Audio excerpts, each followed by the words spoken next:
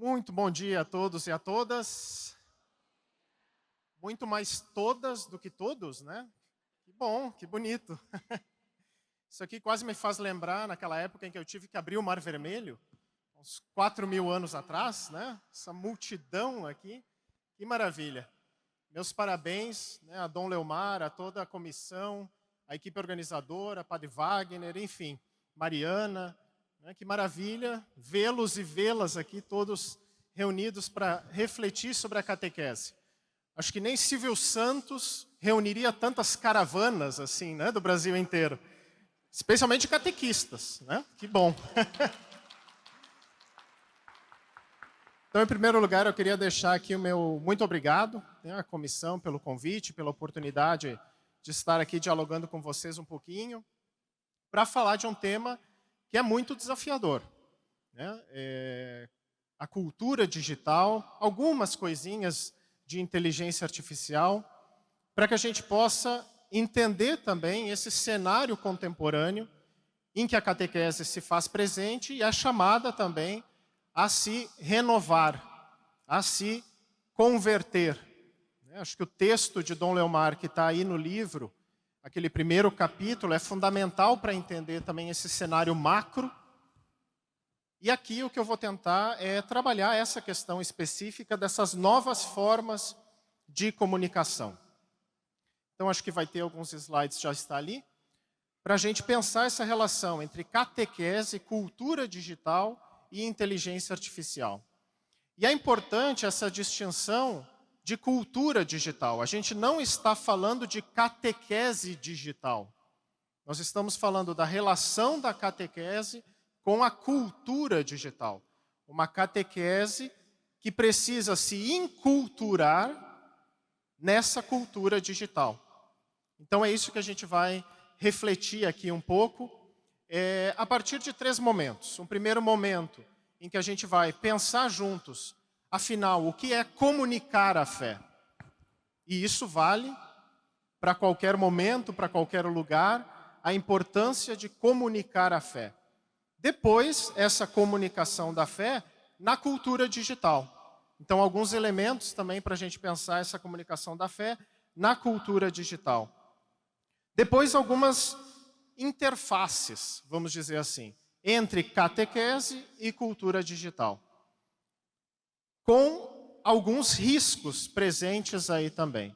E no final, um pequeno aperitivo sobre essa realidade da inteligência artificial, que muito se fala, sobre a qual muito se fala, mas é importante também a gente situá-la, né, naquilo que mais nos interessa aqui como missionários, né, do Senhor, discípulos missionários do Senhor.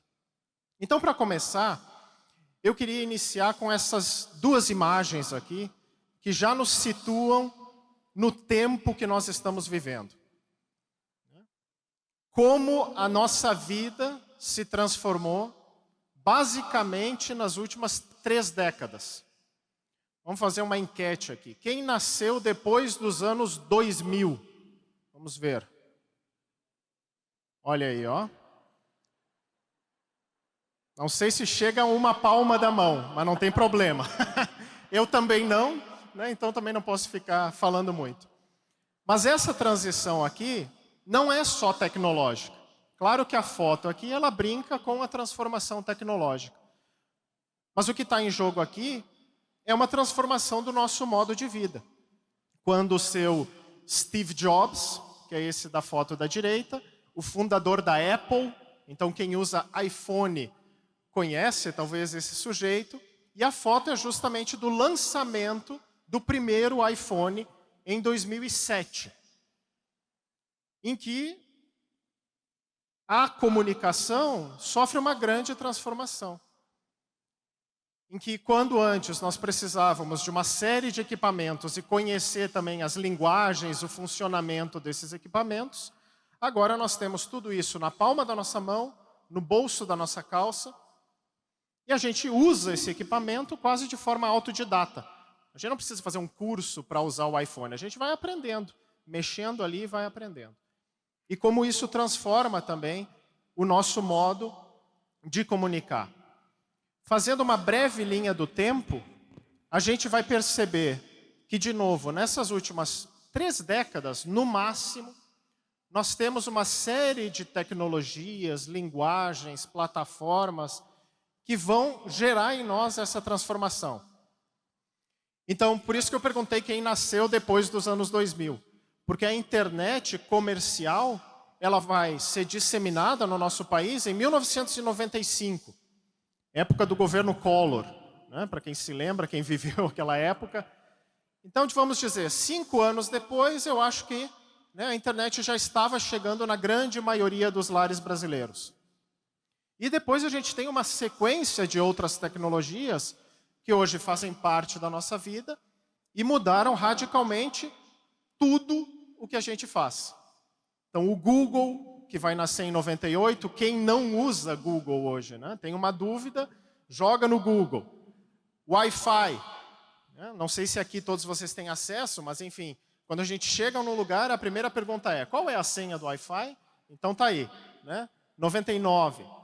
O iPod, já nem se fala nisso, mas na época em que ele surge, transforma completamente o consumo de música, o modo como nós escutamos música. E por aí vai.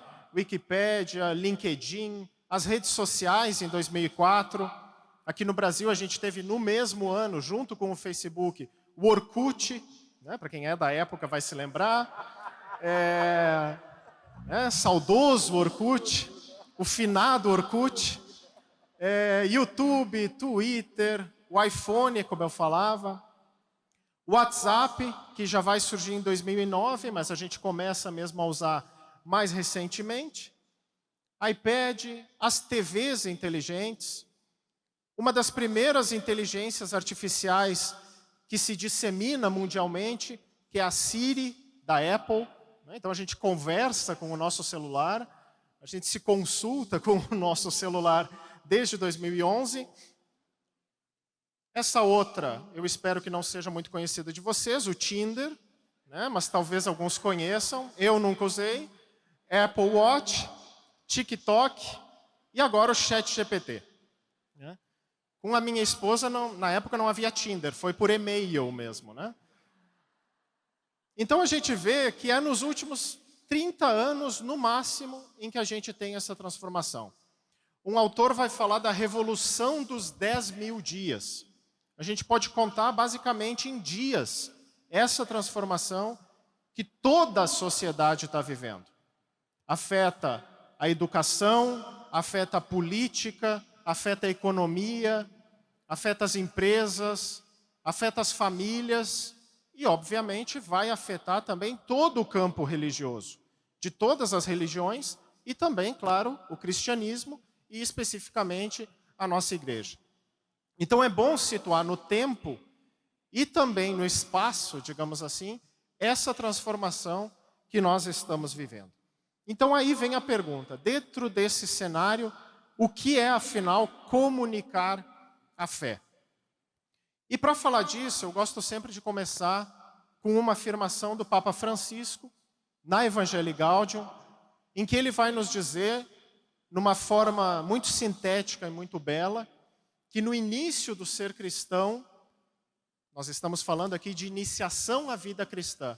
Então, no início da iniciação à vida cristã, não há uma decisão ética ou uma grande ideia. A gente não está falando só de teorias, a gente não está falando só de doutrinas teóricas. Nós estamos falando de um encontro com um acontecimento, com uma pessoa. E essa frase ele retoma também do Papa Bento XVI. E aí o Papa Francisco continua. Aqui está a fonte da ação evangelizadora. Por quê? Se alguém acolheu este amor que lhe devolve o sentido da vida, como é que pode conter o desejo de o comunicar aos outros? Então começa com essa experiência, que parte, obviamente, do próprio Senhor, que vem ao nosso encontro, mas é uma experiência que cada catequista precisa viver na sua vida. E a comunicação a partir disso se dá, como eu digo num dos meus livros, por transbordamento. Nós somos tão inundados por esse amor que a gente não tem como conter essa comunicação. É um amor tão profundo, tão misericordioso, bondoso, cheio de ternura, que nos toma por inteiro e a gente não consegue conter a comunicação desse amor. Mas isso precisa ser vivido constantemente, cotidianamente, renovando e alimentando esse encontro com o Senhor. E já os bispos da América Latina, quando eles se reuniram em Puebla, numa das conferências do episcopado latino-americano, ainda nos anos 70, eles vão dizer: a evangelização, o anúncio do reino é comunicação. Então a gente não tem como pensar a vida da igreja fora dessa ação de comunicação. Tudo que a igreja faz é comunicação. E obviamente a gente espera que seja a comunicação do quê? Do reino. E não comunicação de outras coisas. Mas a liturgia é comunicação, a catequese é comunicação, a arquitetura, a arte sacra, a música sacra, tudo que a igreja faz é comunicação. Comunicação que nasce dessa fonte que brota dos evangelhos, do encontro com o Senhor. E o diretório de comunicação, ele também vai nos ajudar a pensar isso na relação com a catequese. O diretório de comunicação da Igreja no Brasil, ele tem um capítulo inteiro dedicado à liturgia e catequese. Então lá também o documento vai dizer: toda a experiência de fé vivenciada na catequese deve acontecer na dimensão dialógica, constituindo-se um verdadeiro laboratório de diálogo.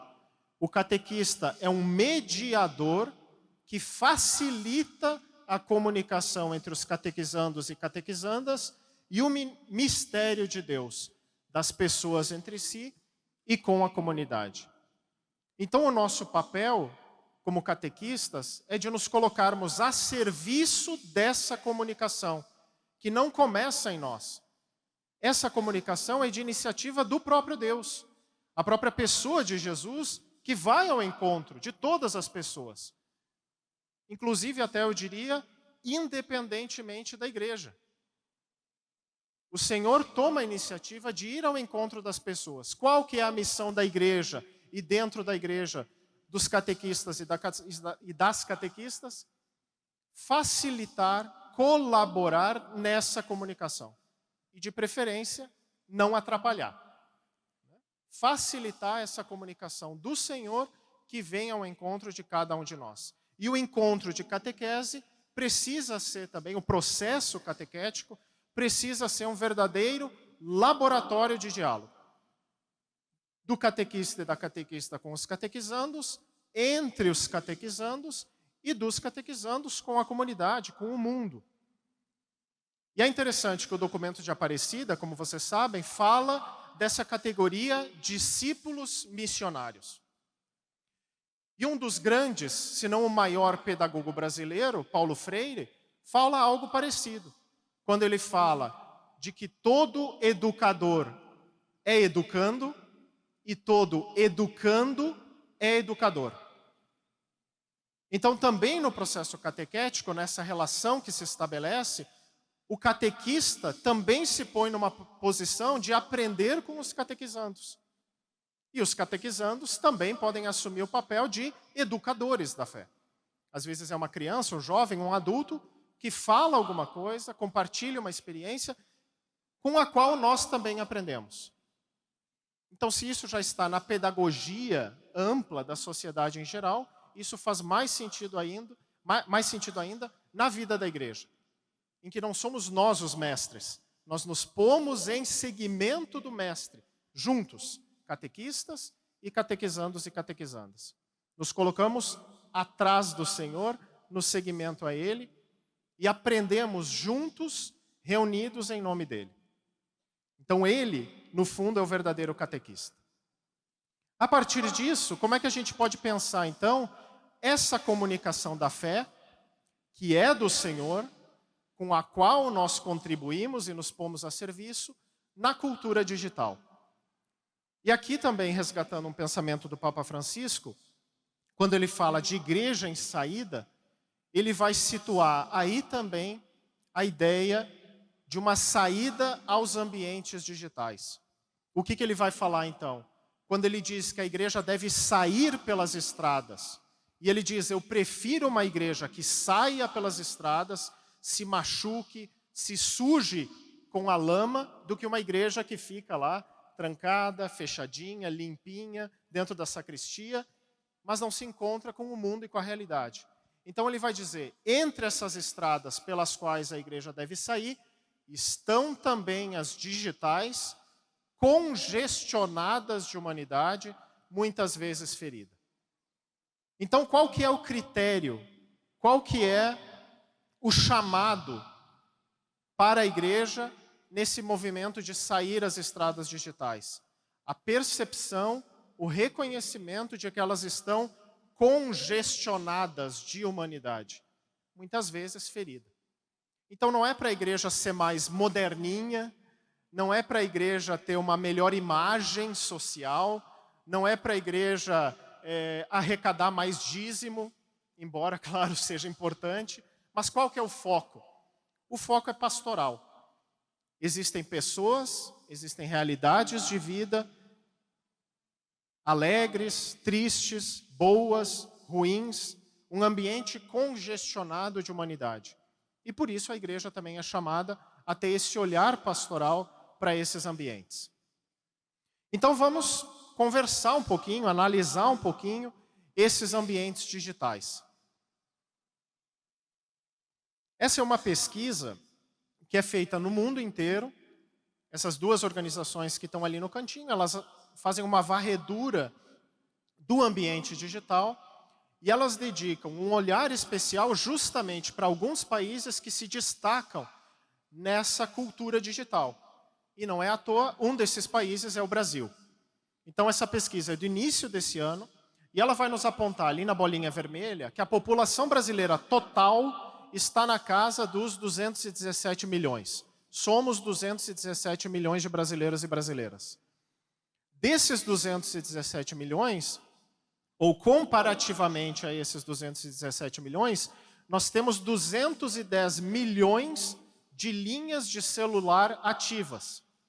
Então, basicamente, cada brasileiro teria um celular ativo em mãos. Claro que a gente tem que levar em conta as desigualdades, também os desafios do acesso à tecnologia. Então, claro que não é uma correlação direta. Mas no comparativo, 97% da população brasileira já tem acesso a um celular. E usuários de internet, a pesquisa vai apontar então que são quase 188 milhões de brasileiros, o que corresponderia a 87% da população brasileira. Uma grande maioria. Então, já por esse dado, a gente tem que pensar isso também do ponto de vista pastoral. Como que a igreja está levando em conta esse primeiro dado? Do ponto de vista numérico, a quantidade de brasileiros conectados na rede. Mas agora a gente pode pensar do ponto de vista do tempo que o brasileiro passa conectado. E aí a pesquisa vai apontar que, na média, dos 16 aos 64 anos, se não me engano, então não é só uma questão juvenil, na média, por dia, o brasileiro passa conectado 9 horas e 13 minutos. Na média. Então vai ter gente que passa muito mais do que isso, e vai ter gente, claro, que sequer tem acesso a água potável, esgoto, moradia, muito menos internet. Mas, na média, 9 horas e 13 minutos não é pouca coisa. É basicamente metade do dia. Tirando as horas que a gente dorme e tirando as horas que a gente faz alguma coisa para poder sobreviver, comer, tomar banho, sobra aí, né, o tempo de ficar na internet. Então é muito tempo. Então aqui também tem um dado que precisa ser lido do ponto de vista pastoral também da missão da igreja. Levando em conta só essa questão do tempo, onde é que o nosso país se situa no comparativo mundial? Então aqui talvez vocês não vão conseguir ver, é o comparativo dos vários países pesquisados por essa pesquisa. A média mundial é aquela faixa branca. E onde é que vocês acham que o Brasil se encontra? No segundo lugar, é o Rubinho Barrichello da conexão digital, né? Só perde para África do Sul, o que é interessante também, né? Significativo. Se a gente for pegar todos esses países da ponta de cima, são todos do assim chamado mundo em desenvolvimento, né? Todos ali, eu não consigo ver agora, mas é Brasil, enfim, Argentina, Chile, todos os países, Filipinas. E se a gente pegar os países da ponta de baixo, são todos do assim chamado mundo em desenvolvimento, os países ricos. Então aqui também tem um elemento que a gente precisa, né, pelo menos se questionar. Por que será? Em tom de brincadeira eu sempre digo, é que como lá eles têm internet de qualidade, banda larga de qualidade, eles não precisam ficar demorando muito, né? Eles clicam, as coisas abrem, os downloads acontecem, é tudo rápido, né? Então não precisa gastar tanto tempo. Mas claro que isso não justifica. Tem muitas questões aqui, políticas, econômicas, educacionais, qualidade de vida, quantas outras opções esses países têm de cultura, museus de qualidade que não pegam fogo, escolas de qualidade em que as crianças gostam de estar lá presentes, parques de qualidade bem cuidados, vida noturna com segurança, né? Então são sociedades que não precisam ficar na frente das telas. Tem muitas outras opções de vida social. Nós, infelizmente, por todas essas limitações, acabamos nos contentando com aquilo que as telas nos oferecem. O que pode ser bom, mas também, obviamente, tem as suas consequências sociais e também pedagógicas. E aqui o Papa Francisco, então, nos ajuda a refletir sobre isso, dizendo justamente que hoje já não se trata só de usar os equipamentos. Não é mais uma enxada, um martelo que eu uso para uma determinada coisa e guardo no armário. Não, agora se trata de viver numa cultura amplamente digitalizada. E essa cultura amplamente digitalizada, diz o Papa Francisco nessa exortação aos jovens, vai ter impactos muito profundos na noção de tempo, o modo como nós lidamos com o tempo, tudo tem que ser aqui, agora, já. A noção de espaço, então na pandemia nós experimentamos muito isso, estávamos todos confinados nas nossas casas, mas ao mesmo tempo conversando com o mundo inteiro. Na percepção de si mesmo, dos outros e do mundo, a nossa identidade, nós construímos muitas vezes a nossa identidade a partir disso, a partir desses elementos que nós consumimos da rede. Na maneira de comunicar, aprender, obter informações, entrar em relação uns com os outros. E não é uma problemática apenas dos nativos digitais. Tanto é que essa categoria nativos digitais vem sendo fortemente problematizada, criticada. Em primeiro lugar, porque já não faz mais sentido. Essa cultura digital não é só de jovens, é de todas as gerações. Todas as gerações hoje estão presentes nas redes sociais. Claro, com diferenças de uso. Mas todos somos, de certa forma, nativos digitais. Porque senão também a gente pode cair no engano de pensar que apenas esses supostos nativos digitais, que nasceram a partir dos anos 2000, já detêm todo o conhecimento necessário para viver na cultura digital, o que é uma falácia. A cultura digital é muito mais do que o uso de aparelhos.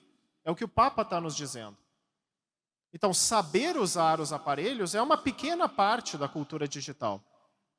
Para estarmos inseridos, enculturados numa determinada cultura, a gente precisa conhecer os valores, as linguagens, o funcionamento, os princípios, que são elementos que muitas vezes justamente os nativos digitais não têm.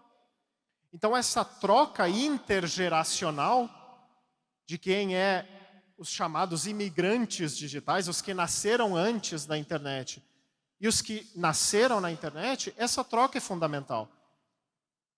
Porque somos nós, digamos assim, os dinossauros, que temos os valores dessa cultura, os significados dessa cultura, o que é, afinal, ser humano, viver em sociedade, ser igreja.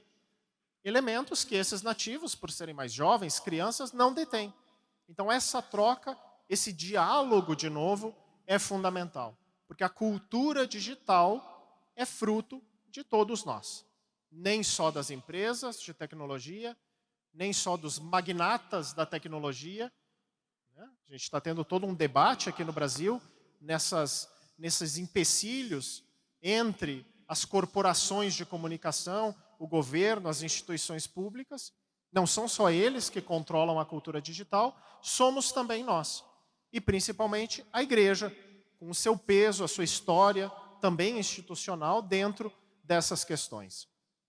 Então, de modo bem sintético, a gente pode entender a cultura digital a partir desses 4 Is. Sintetizando, claro, uma série de debates, questões, o que caracteriza, afinal, a cultura digital? Que é uma cultura pautada pela informação. A gente nunca teve tanto acesso às informações. Antes, para saber qualquer coisa, a gente tinha que ter acesso a uma biblioteca, ter o livro na nossa casa, ter dinheiro para comprar a enciclopédia Barça, né? Senão a gente não detinha as informações. Como é que eu vou saber, né, a história, sei lá, de algum país, de alguma personalidade? O acesso era muito difícil, restrito. Hoje, joga no Google, joga no ChatGPT, já aparece ali uma síntese, o trabalho pronto, tudo resolvido. Nós somos bombardeados por informações. A gente não precisa nem pedir. No WhatsApp, a gente nem pede. As pessoas ficam ali nos mandando informações, né? Especialmente as figurinhas de bom dia. Essas são as que mais a gente recebe. Então, informação para dar e vender. Depois, interatividade. Claro que antes nós também interagíamos com o livro, inclusive. O livro é uma tecnologia extremamente interativa. O livro dialoga conosco.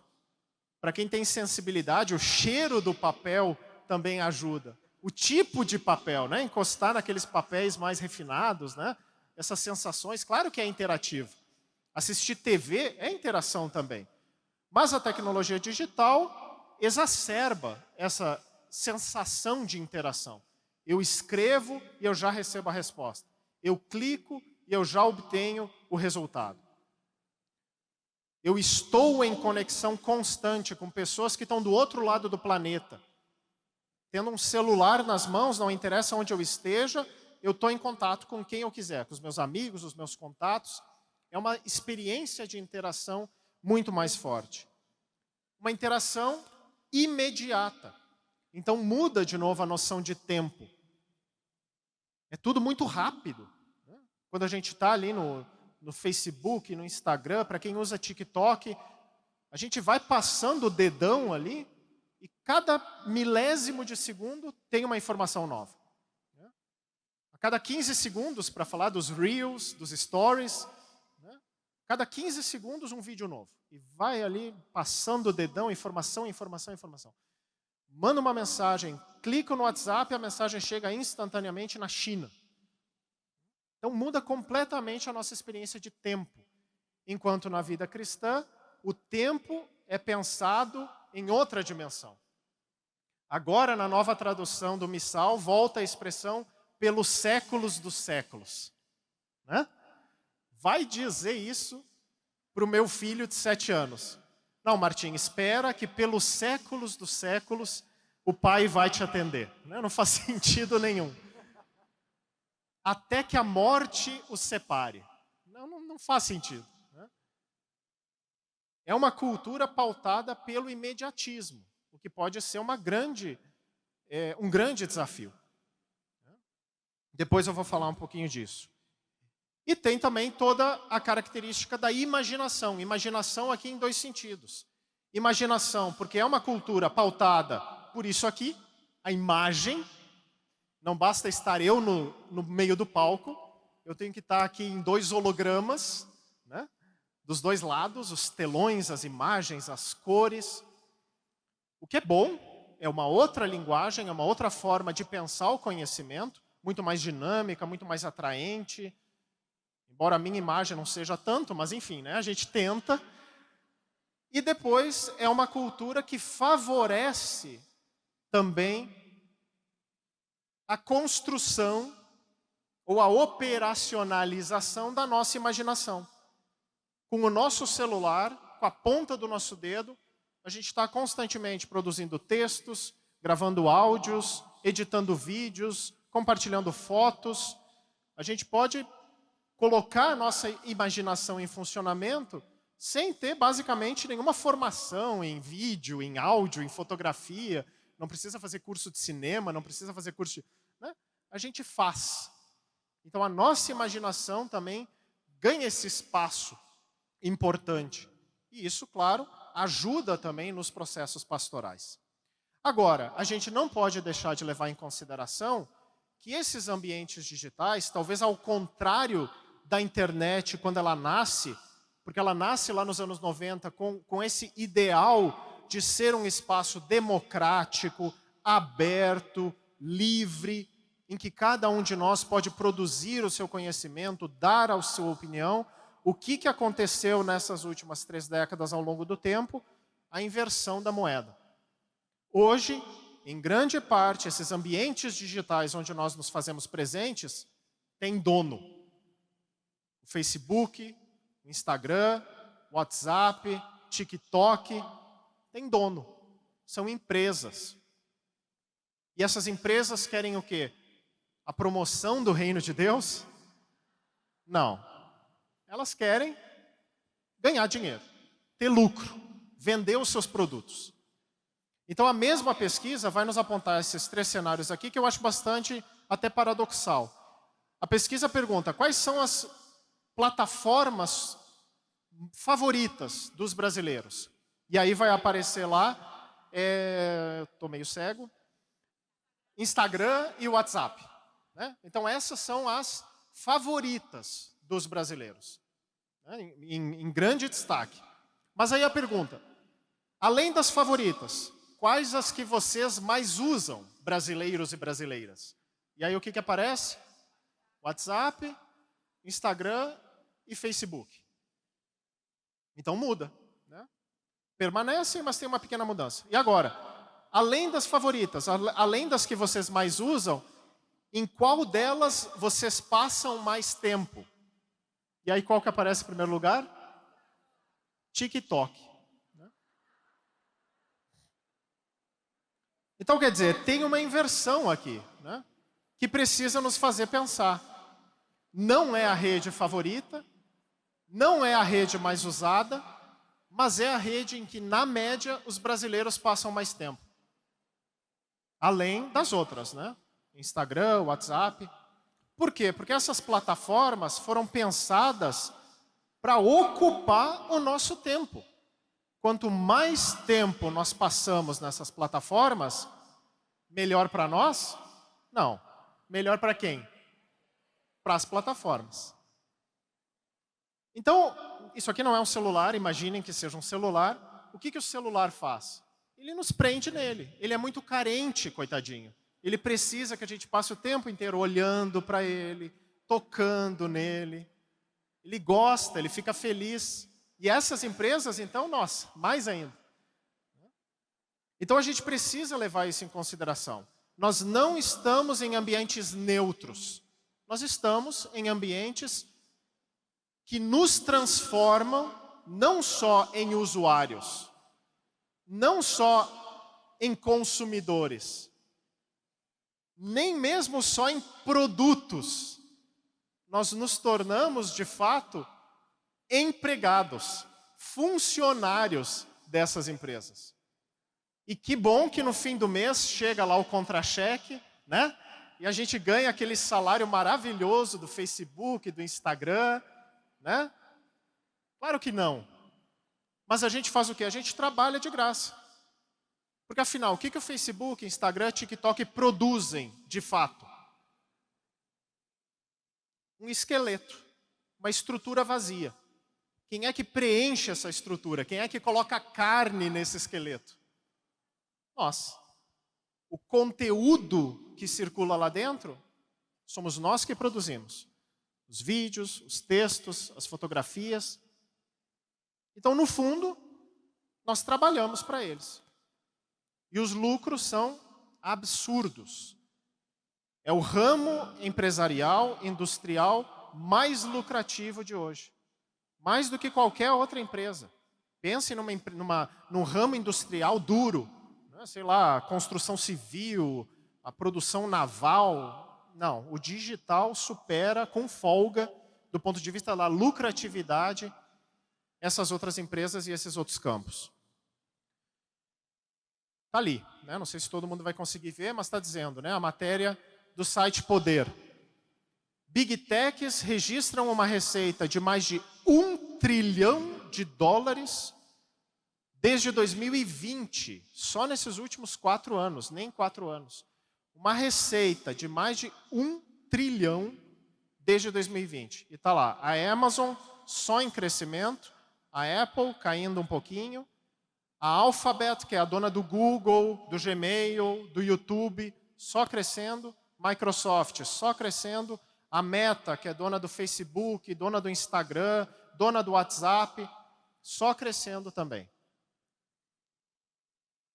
Ao mesmo tempo, do ponto de vista da educação, o que a Suécia fez? Foi um país que investiu pesado na digitalização das suas escolas, né, dos seus colégios. E essa matéria, também do finalzinho do ano passado, de meados do ano passado, dizendo que a Suécia desistiu da educação 100% digital e vai gastar, de novo, milhões de euros para voltar aos livros impressos. Então, isso tem que nos fazer pensar. Por que será? Né? O que está em jogo aqui? Quase contraditório. Me chamam para falar de cultura digital e eu coloco essa chamada aqui. Né? Mas é para nos fazer pensar. Por que será? E aí vem esse livro do Jonathan Haidt, que é do ramo da psicologia, né, do ramo das ciências aí da mente, que vai falar da geração ansiosa. Ele ainda estava em pré-venda, mas acho que já está em venda mesmo, física, nas livrarias. E o subtítulo é justamente como a infância hiperconectada está causando uma epidemia de transtornos mentais. E ele vai dizer, a partir das pesquisas dele, que são principalmente as meninas, adolescentes, que mais sofrem o impacto dessas plataformas, dessas redes sociais. Pela necessidade de se expor as suas características físicas, e no comparativo com aquilo que elas recebem dessas redes sociais, um certo padrão estético, isso gera nelas depressão, ansiedade, tristeza, conflitos internos, por não conseguirem alcançar esses padrões estéticos. Mas aí podem entrar padrões morais, padrões éticos, padrões profissionais. Nós estamos constantemente recebendo exemplos pela rede. E claro que isso nos afeta. Mas vai se criando um ideal, um imaginário de como deve ser o ser humano, que tipo de emprego ele deve ter, que tipo de características físicas, mentais, profissionais. E não tem como nós não nos deixarmos abalar. Afinal, a gente passa 9 horas na frente dessa coisinha, recebendo essa informação. Então é a mesma coisa que na dieta física, na dieta gastronômica. A gente não pode passar o dia inteiro comendo, porque a gente adoece. E a gente não pode passar, pior, o dia inteiro comendo comida ruim, comendo batata frita, comendo sorvete. Aí sim que a gente adoece. E a dieta midiática é a mesma coisa. A gente não pode passar o dia inteiro consumindo informação, porque isso nos adoece. A gente não tem tempo de processar, de refletir, de ruminar, diriam os teólogos medievais. É como se a vaquinha lá que precisa ruminar o alimento. A gente não tem tempo, a gente não consegue fazer isso com as informações. E o pior é quando as informações que nós recebemos são negativas, prejudiciais, nos adoecem mentalmente, psicologicamente. Imaginem, então, uma criança, um adolescente, que tem menos competências para lidar com esses cenários. Não só pelo uso de telas. Claro que as telas também afetam, inclusive, o nosso globo ocular. Mas é mais pelo fator dos conteúdos, de como é que esses conteúdos e as suas mensagens nos afetam como pessoas, como seres humanos. A ideia que nós temos de nós mesmos, como que nós vemos o mundo, como que nós vemos o outro, a outra, como que nós pensamos Deus, o transcendente, o sagrado. Então, por isso, é preciso fundamentalmente discernimento. O que essas plataformas nos oferecem é uma lógica de funcionamento pautada pelo lucro. Uma economia pautada pela atenção. Elas pedem de nós atenção. O olhar grudado no celular. Elas ganham dinheiro em cima da nossa atenção. O tempo que a gente dedica para elas. E ao mesmo tempo, um tempo de vida que nós podemos estar desperdiçando assistindo vídeos de gatinhos. O que é muito legal, eu também gosto. Mas se a gente passa o dia inteiro assistindo vídeos de gatinhos, a gente está desperdiçando a nossa vida. É uma lógica de consumo. Essas empresas vendem essas informações para outras empresas que querem fazer a sua publicidade. Por isso que o Google, o Facebook, o Instagram estão cheios de conteúdos patrocinados. E é aí que elas ganham o seu dinheiro, esses lucros aí trilionários. É uma lógica que funciona pelo individualismo, é o indivíduo na frente da tela. A construção de uma comunidade é um esforço realmente grande. Eu não digo que não seja possível, mas é desafiador. É uma lógica efêmera. Os conteúdos passam, a gente nem se lembra o que acabou de assistir. O segundo vídeo anterior que nós assistimos sei lá, no WhatsApp, no Facebook, não nos lembramos. É uma lógica daquilo que o Papa Francisco chama de descarte. Descartamos facilmente os conteúdos, as informações, inclusive as relações. Não gostei do que você disse, deleto o seu contato. Saio do grupo. Excluo você do grupo. Né? Pelo contrário, o que a fé cristã nos pede? Uma vivência pautada pela lógica da graça. A gratuidade do amor de Deus. Essa gratuidade não opera pela economia da atenção.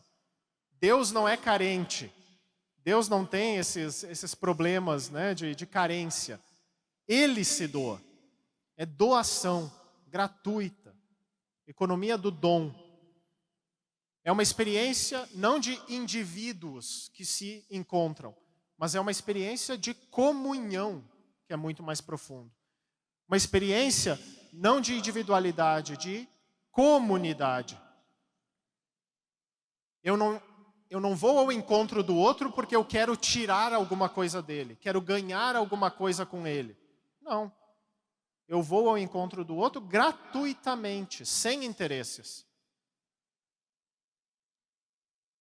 Não é a efemeridade, é a memória. O que nós celebramos na Eucaristia? Um memorial. A memória da vida, paixão, morte e ressurreição do Senhor. E a catequese é isso também. Né? Alimentar a memória. E não é uma experiência de descarte, é uma experiência, a construção de uma cultura do encontro, que o Papa Francisco também sempre pede. Então aqui, vamos passar agora para algumas interfaces possíveis. Diante desse cenário, o que nós podemos fazer? A primeira ideia é que a gente pode pensar, então, essa relação da catequese e a cultura digital a partir desses 3 níveis. Uma catequese que é realmente feita na rede, então vamos pensar estratégias dinâmicas feitas no site da paróquia, nos grupos de WhatsApp, por meio do Instagram, no Facebook, por e-mail, enfim.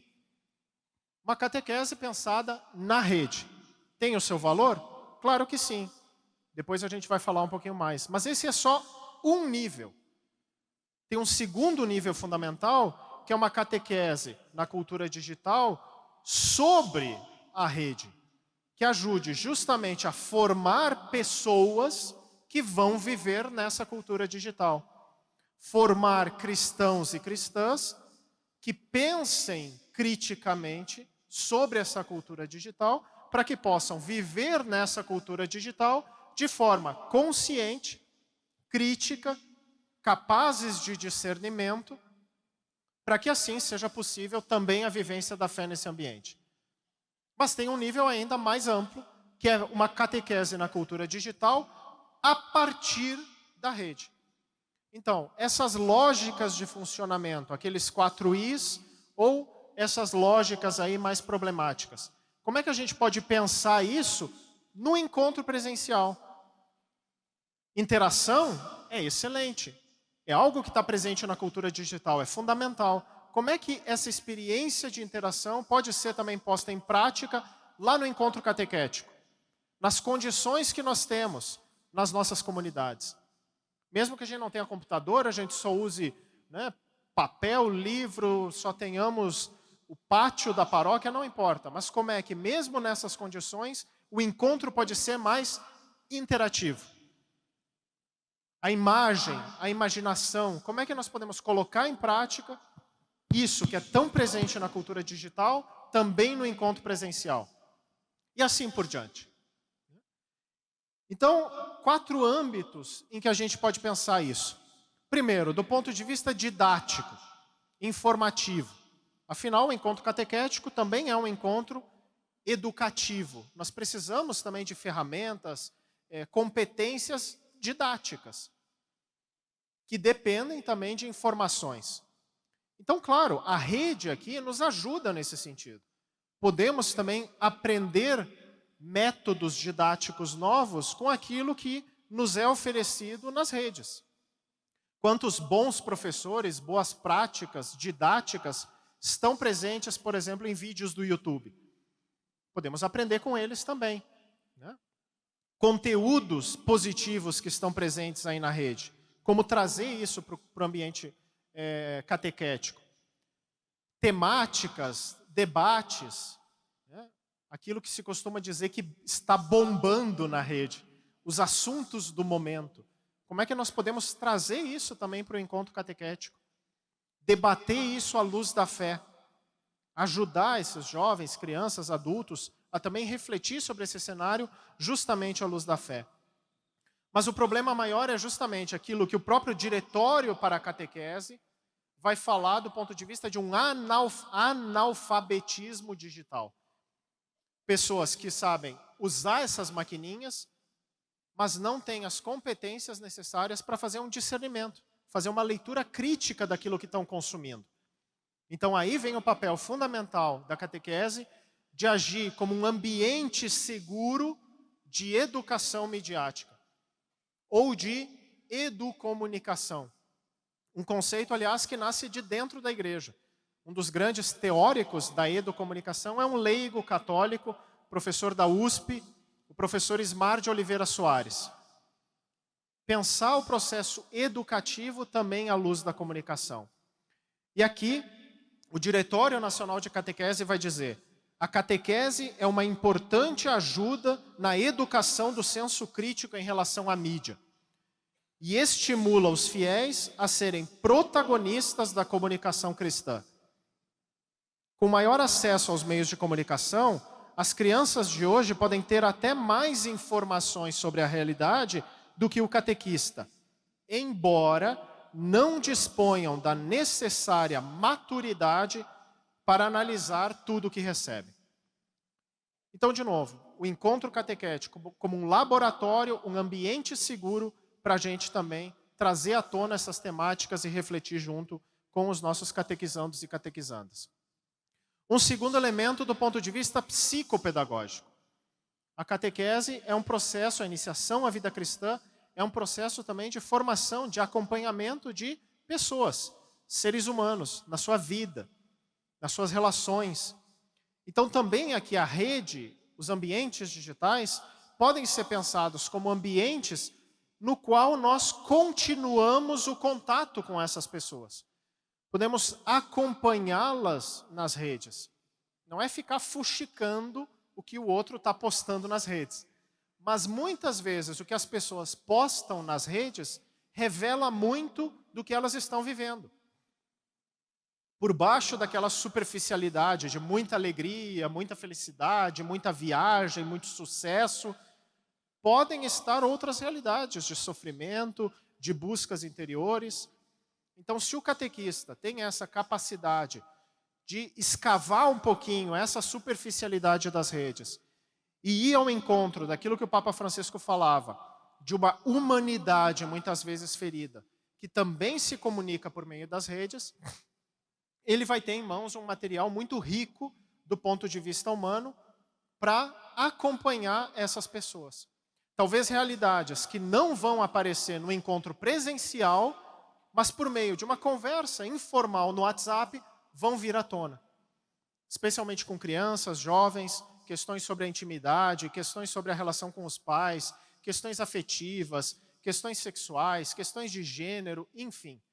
Às vezes a conversa face a face é um bloqueador, mas pela internet eles se sentem mais livres para apontar essas questões. Então aqui também o Diretório Nacional de Catequese vai falar que o catequista tem que ser capaz de construir comunhão. E aí o documento vai dizer, ele cultiva amizades, presta atenção nas pessoas, está atento a pequenos gestos que alimentam relacionamentos positivos. A delicadeza diária, simples, também é anúncio do amor de Deus, através da consideração dos sentimentos das pessoas. Essa delicadeza diária, simples, pode ser feita também por meio do WhatsApp.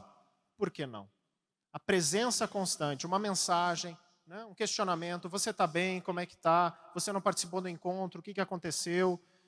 Enfim, né, a manutenção desses relacionamentos. A perspectiva sociocomunitária, a gente fala de redes sociais. Então, como é que as nossas relações são constituídas? Aqui é claro que o digital desempenha um papel também na construção, na manutenção dessas relações entre catequistas e catequizandos e catequizandas, entre os catequizandos. Então, é importante pensar também a construção de vínculos, né? E aqui o Diretório para a Catequese vai nos ajudar dizendo que a igreja é chamada a atualizar as suas modalidades de anúncio do Evangelho para a linguagem das novas gerações, convidando a criar um novo sentido de pertença comunitário. Um novo sentido de pertença comunitário que inclua e não se esgote naquilo que elas experimentam na rede.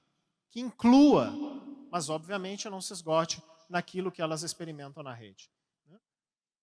E um último ponto dessas interfaces, a perspectiva teológica, litúrgica, a relação com o Senhor, a prática da fé.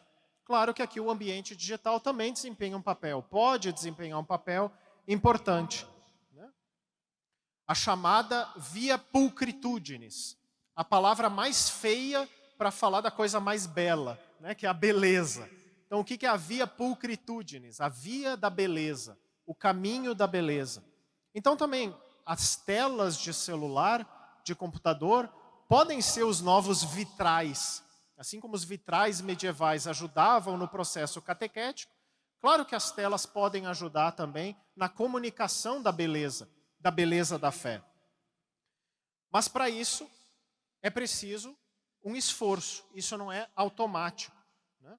Peregrinações, momentos de oração, retiros até que podem ser feitos na frente de uma tela. E aqui também o Diretório para a Catequese vai dizer, só uma catequese que faz o caminho, que vai da informação religiosa ao acompanhamento e à experiência de Deus, será capaz de oferecer o sentido. Então, não basta comunicar informações. A vida cristã não é só consumo de informações. Não é só teoria, não é só doutrina, é uma experiência de vida com o Senhor e com a comunidade. Então é passar dessa perspectiva meramente informacional para uma perspectiva do acompanhamento e da experiência de Deus, como o próprio diretório vai nos apontar. E aqui, para ir já encerrando, eu queria só apontar também para um risco nesses ambientes, que é aquilo que eu chamo de pseudo-catequese. E os contra-testemunhos que muitas vezes estão presentes também nas redes. Se as redes não são neutras do ponto de vista das empresas, elas também não são neutras do ponto de vista da fé. Nós temos inúmeras imagens de Deus sendo comunicadas nas redes. Inúmeros tipos de catequese oferecidos nas redes. Mas nem todos fiéis ao Jesus dos evangelhos e ao evangelho de Jesus. Então a gente precisa ter clareza, a gente precisa ter essa capacidade de discernimento para saber efetivamente o que ajuda no acompanhamento e na experiência de Deus. Na experiência de encontro com o Senhor. Na fidelidade, não só a Deus, mas também à Mãe Igreja. Na pessoa do Papa Francisco, na pessoa dos bispos brasileiros, quando se expressam de forma colegiada, como CNBB, do nosso bispo local, e claro, fiéis também à nossa consciência, o nosso sacrário interior, como vai dizer o concílio. Mas para isso a gente precisa também problematizar algumas questões do ponto de vista desses magistérios paralelos. O risco desses magistérios paralelos desviarem do caminho de encontro com o Senhor. Comunicarem uma instituição e não uma comunidade. Comunicarem teorias, doutrinas e não uma experiência de fé. Comunicar um livro, como o catecismo, que é importante, mas o catecismo não é a fé cristã. A fé cristã é muito mais do que o catecismo. A pessoa de Jesus não cabe no catecismo. É um mistério maior. Então a gente precisa tomar cuidado, porque esses magistérios, por causa desses fatores da rede, se comunicam com uma rapidez gigante. Alcançam multidões em um clicar de botões. Pessoas falam em nome da igreja de forma totalmente autônoma, sem respeito ao Papa, sem respeito ao bispo local, se sentem independentes. A mídia oferece para eles esse poder. E essa comunicação tem uma velocidade gigante, um alcance gigante e muitas vezes um estrago gigante do ponto de vista da fé. É uma supostas autoridades que se constituem por meio da popularidade, porque elas são curtidas, porque elas são compartilhadas, porque elas são visualizadas, e aí se tornam praticamente autoridades na fé, mas muitas vezes sem obediência à própria igreja. Pessoas que se dão o direito de quase criar igrejas paralelas, criticar o Papa Francisco, criticar a CNBB, criticar a campanha da fraternidade, criticar, enfim.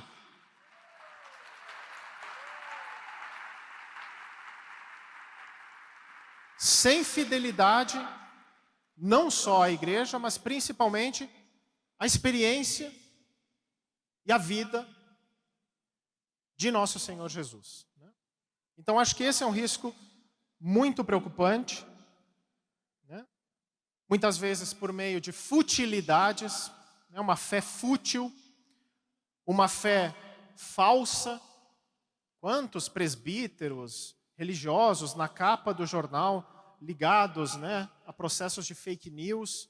Que tristeza, que contra-testemunho. Mas o pior de tudo, a agressividade, que é o oposto do mandamento que o próprio Senhor Jesus nos deu, que é o mandamento do amor. Então, que fé é essa? Que catequese é essa? Pautada pela agressividade, pautada pelo desrespeito, pautado pela mentira. Não tem como construir comunidade, comunhão, experiência de fé por meio desse tipo de catequese. Sem contar muitas vezes a alienação, uma fé lá dos céus, dos anjos, se esquecendo da nossa realidade, da vida do povo, das situações de pobreza, Então é muito Pai Nosso sem o pão nosso. Então é fundamental uma catequese encarnada na vida das nossas realidades.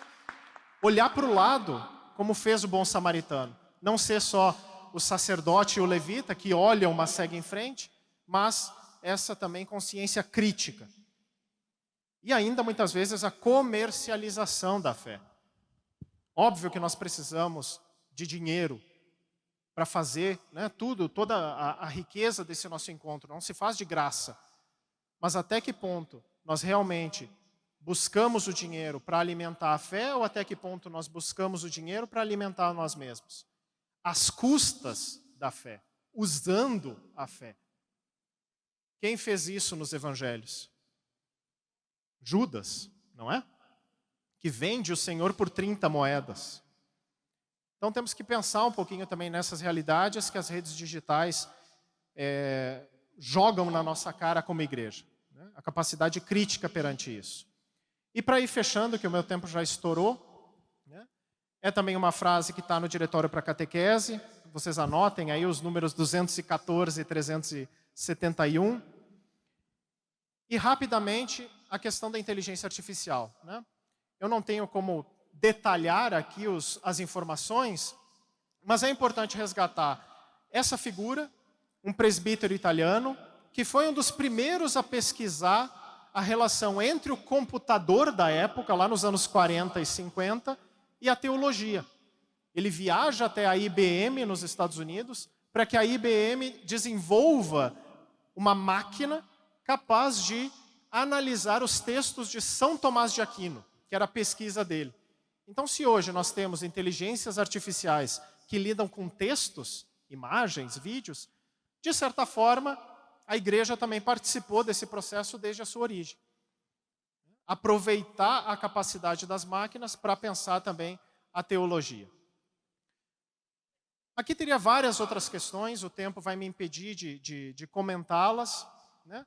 Mas, para deixar aqui como sugestão de leitura, o GRECOM, que é esse grupo de reflexão sobre comunicação da CNBB, produziu um subsídio inteiro sobre inteligência artificial e igreja.